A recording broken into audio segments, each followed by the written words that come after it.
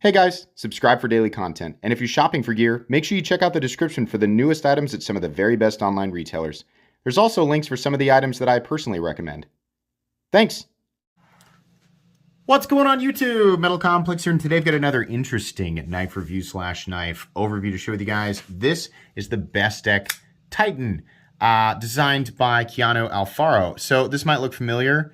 If you guys have watched my content here recently, you'll know I reviewed a Tucson knife with a similar blade shape, and that knife was also designed by Mr. Alfaro. So pretty cool. This is a knife that you can get right now, and it is relatively, in fact, it's pretty inexpensive. I will link it right down below so you guys can check it out. Thanks so much to Mr. Alfaro for sending it in for me to take a look at. Thanks to my patrons who are supporting me. There's a link for Patreon down below, and please make sure to follow me on Instagram at metal_complex. Let's go ahead and get a measurement of this guy. It's really not, despite it being called the Titan, it's not really that big of a knife.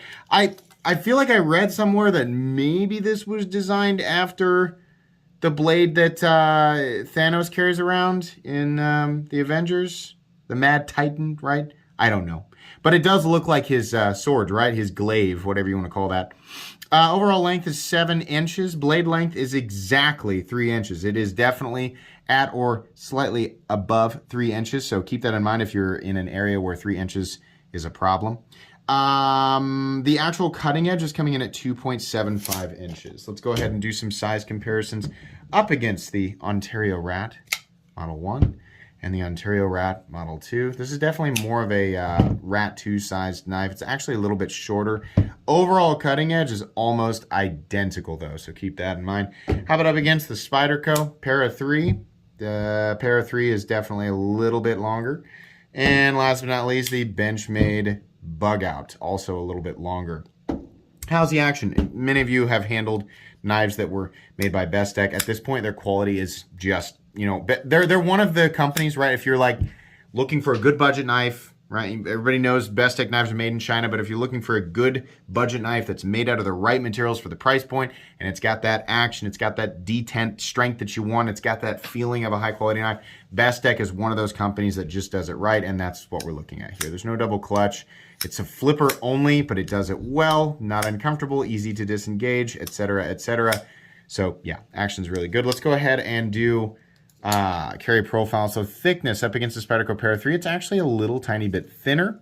Length and height up against the PM2 and Para 3, even though this thing does have a flipper tab, it is really pretty compact. You can see there, it will essentially fit inside the PM2 or Para 3, and it's shorter than both. Shouldn't be a problem for most people to carry. Let's take a look at the inside of this guy. We're looking at steel liners, and they are actually, this side is all G10.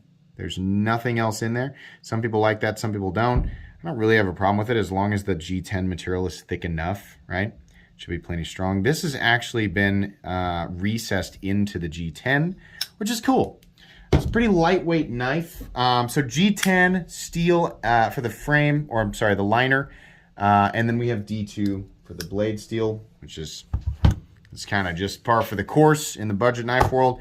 Weight, 2.5 ounces. The ratios on this are very good. This is going to be a very compact, lightweight object. It's pretty cool getting about 2.75 inches of cutting edge. I mean, it's not even, generally the ratio is ounce an inch of blade. Rarely does it actually match up with cutting edge. In this case, you have 2.75 inches of cutting edge for 2.5 ounces of weight. Very good on the balance, very good on the weight, right? A lot of people are going to be really happy with that. Let's go ahead and do a hardware check, get out my tools as per usual. My tools are very inexpensive and very recommendable. You can find them down in the section of my description that talks about the tools I use on this channel. T8 for the pivot, and then we have T6 body screws. I'm not going to check them. They're T6, right? Not a big deal. Make sure you have quality tools and a place to put your hardware, and you'll be good to go. Let's go ahead and measure blade stock thickness on this guy. That blade is really sunk down into the handle, which is nice. That really helps with, you know, its overall just compact nature. 115 thousandths, pretty thin on the spine, which is fine. That's what you'd expect on a knife like this. And are we done? Is that everything? Yeah, I think it is. Okay. So, this is a pretty straightforward knife. This is going to be a pretty straightforward review. We have a little bit of texturing here, just sort of horizontal texturing, and it does an okay job. I mean, it depends on, I don't know. The truth is that it's got plenty of texturing for what you will definitely be using it for. Obviously, this is not a knife that I would take out and like put into extreme scenarios. No, it's just a regular, straightforward pocket knife, right? So, likely not going to be in a situation where you're going to be wearing gloves with this thing, so it provides the right amount of traction for that idea there. There's a little bit of a cutout right here, which allows you access to the liner lock. Very comfortable, no double clutch or anything like that, meaning that the blade does not rock back and forth between a position where the detent ball is not quite up on the face of the blade, right? By the time that flipper tab meets your thumb, if you're doing sort of a one-handed disengagement, it will fall because that detent ball is already rolling on the blade face.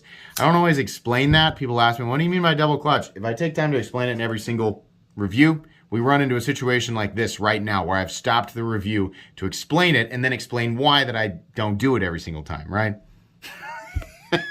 Anyways, the look of this is nice, but there's not really a lot going on. It's just straight lines, right? Some people are going to like that. Some people aren't. It is what it is. The edges are chamfered, not super well, but enough that it doesn't create any major discomfort. I got to say, though, because of the straight lines and the pocket clip, the ergonomics are kind of meh. They're not, I mean, it's not uncomfortable, but it's not what I'd call comfortable. It's just, it's like holding onto a rectangle, right? It's exactly what you'd think. A little bit cramped in here because it's not a huge knife. It's not a tiny knife, but it's not a huge knife. And I'm also, kind of confined to this area by the flipper tab. If this were a top flipper, front flipper, or I don't know how he'd do it, right? Just given the shape of everything. A thumb stud opener, we wouldn't have this flipper tab in the way, and you could kind of get up right behind the blade. But like I said, it might be kind of hard to do that. The best thing he could have done is made this more of a top flipper, so that this area would just be all straight. Probably could have curved this area a little bit to make it a kind of a guard, because it's kind of a dangerous situation when if you're not paying attention and this area is perfectly straight. It's kind of easy to accidentally run your finger up on the blade if you're trying to choke up, right? So I can kind of understand. But, with it being like this, I'm somebody who wears an XL glove, so I have not a huge hand, pretty normal sized hand for a guy. I can still just barely get a full 4-finger grip on it. It's just not a suit. I wouldn't want to work with this for a long period of time, right? Now, that being said, what's neat here is we've got some jimping right here. That's the right place. We also have jimping up here. And at first I was like, was that for like doing? But I think I would use it like this, right? If I was going to use the blade as kind of a scraper, this acts as a little traction point for a finger if you're going to push down like this, or if you're going to use it like this, right? It's a little traction point. And I kind of appreciate that. I appreciate the utility there, right? Now this edge is not, it's actually rounded. It's not perfectly straight. So it will work kind of as a scraper. It just depends on what you're going to use it for. That's an advantage to a blade shape like this. You have two totally different angles, right? Or I'm sorry, there's an angle. It's straight and then it abruptly changes angles, right? So we have a flat that carries out about 75 to 80% the length of the blade. Normally this area out here is really thick, but I mean, when we see grinds that are similar, because of the way that this is ground though, I don't think it's any thicker than this area down here. I mean, if you think about the distance between here and here and here and here, like where it's, starting to taper, I think it's about the same. So really, it's not like this is the only edge that can do any meaningful slicing, even though that's the majority of the time, that's the area that's gonna do the slicing. But I just find that interesting, the way that it's very straightforward geometric, right? It's pretty cool. There's a simple black wash finish on this blade. Is it going to act like a coating? I don't know, a little bit, right? There are other versions of it that just are satin finished, so if you don't like the black blade, you can go with the satin one. The edge is relatively thin, so it will slice, it will cut, and there's enough of a tip that, yeah, in some situations, if you need a puncture tip, it will do that. Moving on here, everything else is just really simple. There's really just not a whole lot going on. There's absolutely no option for a lanyard, which makes zero difference to me, and I know a lot of people. But if you like lanyards, sorry, that's not the case this time. We do have a pocket clip that is mounted, well, the way that this is set up is right-handed only. Right-handed tip up only. No option for lefties, sorry lefties, but, that's how it is sometimes, right? Pocket clip has a little bit of character on it. It's got some vertical lines on it that sort of oppose the horizontal line pattern that we see. you know, on the front and part of the back here. The reason it doesn't continue on under the pocket clip is so that the pocket clip has a smoother surface to ride, you know, as it passes over the seam of your pocket. If it were sitting on top of this texturing, you'd be fraying up your pants pretty readily. It is still textured underneath. It's just got kind of a peel ply texturing, so you know, it'll work. It's going to be a lot smoother than running on this, right? But it's still going to definitely fray up your pants a little bit over time. Not that bad. Pocket clip is okay. I don't like it when we have these dips and then these kind of bills, right? The goose bills, I kind of like a drop. And I use this all the time. The MXG deep carry clips, just kind of a drop and then a continuous rise, but it's a shallow rise, right? Because we don't need this. The clips like this that are too high, that's the first thing you feel, right? When you bear down on them. So that, coupled with the fact that we don't have any, you know, there are no specific like lines that are meant for comfort on this thing. It's just pretty straight, minor chamfering, and that's about it. So ergonomics are not fantastic, but it will carry in a position that most people, you know, will find, you know, good enough, deep enough, definitely. And it's got retention that'll allow it to stay. It sounds silly. It's got retention that will allow it to stay in your pants. The pocket clip will do exactly what it was designed to do, which is hold the knife in your pocket. Jeez, long-winded explanation there. We do have a stop pin that's located right here, and then we have a little bit, it's a little bit of rounding, shouldering. So you can see here it's kind of sunk behind the tang there, so that's nice. No blade play, up, down, left, or right. Lockup, you can see right there, early but healthy lockup. No lock stick, no pivot lash, nice and smooth, nice detent. I'll give you guys a look at that again. Click, right? And the centering is spot on. That's what we'd expect. So what does this run? I think it was $63. It's okay, right? Kind of used to seeing similar stuff at like 50 to 55, so it's a little bit higher. There's nothing really spectacular going on here. There's nothing that I haven't seen before. There are a lot of knives in this territory that have this level of character that do it a little bit better, but this is not a bad knife either. I mean, this is one of those times where, you know, a lot of times when I do a knife review and I find that it's just like a generically good knife, right? And it's a budget knife, meaning it's less than 75 bucks.